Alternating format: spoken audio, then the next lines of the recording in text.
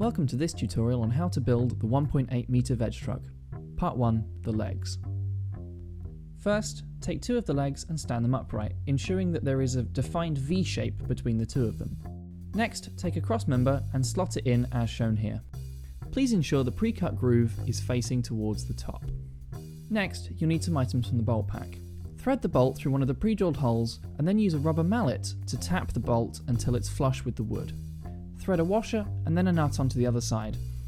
Be sure to only tighten these by hand for now, as you'll need the wiggle room later. At this stage, you should have something that looks like this. Again, the looseness is deliberate, you'll need it later on to fit the V-shaped trough. Repeat this process to get the 3 sets of legs needed for the medium. The next step is to lay down the spine of the VegTrug. This will slot quite easily into the grooves in the top of the crossbars of the leg sections. 4 J-type screws can then be used to screw it down tightly.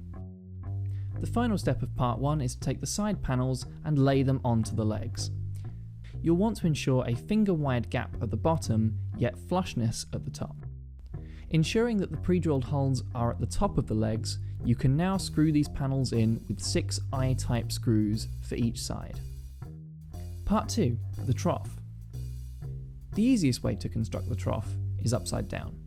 Please ensure that the battening on the inside of the V panels is facing towards the inside of the VegTrug.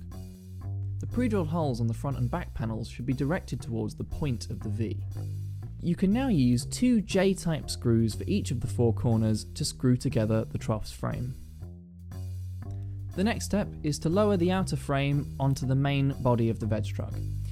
This is where leaving the leg bolts loose comes in handy, as you can adjust them with your feet to ensure that it slots in properly and snugly. You can now screw in the V panels using I-type screws.